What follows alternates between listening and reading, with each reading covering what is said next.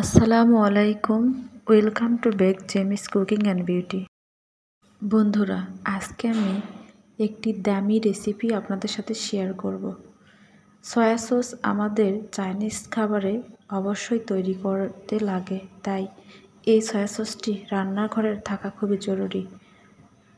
অনেক টাকা দিয়ে সয়া সস না কিনে ঘরোয়া কিছু উপকরণ দিয়ে আপনি নিজেই তৈরি করে নিতে পারেন এই দামি সয়া সস। বন্ধুরা, চলুন কথা না বেরিয়ে কীভাবে সয়া সস তৈরি করে নিতে হয় A to Z এবং সংরক্ষণ পদ্ধতি সহ আলোচনা করব। প্রথমে আমি একটা কড়াইয়ে চুলায় বসিয়ে দিয়ে 1 কাপ দিয়ে দিচ্ছি চিনি। আপনারা চাইলে চিনির পরিমাণ বাড়িয়ে বা কমিয়ে নিতে পারেন। আমি এখানে আপনাদেরকে দেখানোর জন্য জাস্ট 1 কাপ দিয়েই দেখাচ্ছি। চিনি দেওয়ার পর অনবরত নেড়ে চেড়ে নিতে হবে। এই সময় চুলার আঁচটা মিডিয়ামে রাখতে হবে। বেশি জোরে জাল দিলে চিনিগুলো পুড়ে যেতে পারে। এভাবে অল্প আঁচে নেড়ে চেড়ে নিতে হবে। দেখুন, চিনিগুলো প্রায় গলে এসেছে। এভাবে ক্যারামেল তৈরি হয়ে যাবে। এরকম সুন্দর একটি ক্যারামেল তৈরি করে নিতে হবে। অনবরত নাড়তে হবে যাতে তলা পেকে না যায়। এভাবে কয়েক মিনিট নেড়ে চেড়ে ক্যারামেলটি যখন একদম এরকম ফেনা উঠবে উপরে, এটি কফি কালার হয়ে গেলে এখানে আমরা পানি দেব। তার আগে আমরা কোনো পানি ব্যবহার করব না। দেখুন, এটি যখন প্রায় কালচে কফি কালার হয়ে যাবে, তখন আমরা এর মাঝে দিয়ে দেব যে কাপ দিয়ে আমরা চিনি দিয়েছি, সেই কাপ দিয়ে মেপে দিতে হবে। আমরা 1 কাপ চিনি দিয়েছি, তাই 1 কাপ দিয়ে দিলাম পানি।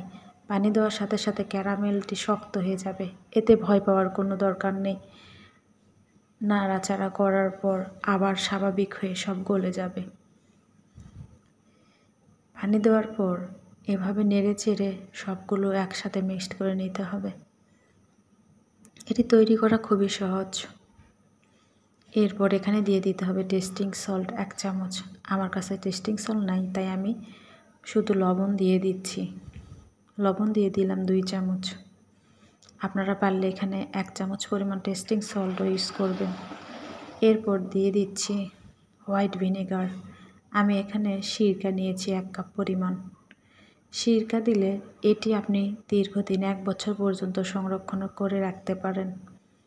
সবগুলো উপকরণ একসঙ্গে নেড়ে চেড়ে 2-3টা বলক তুলে নিতে হবে। তবে বেশি জাল করা যাবে না, তাহলে তিতা হয়ে যেতে পারে।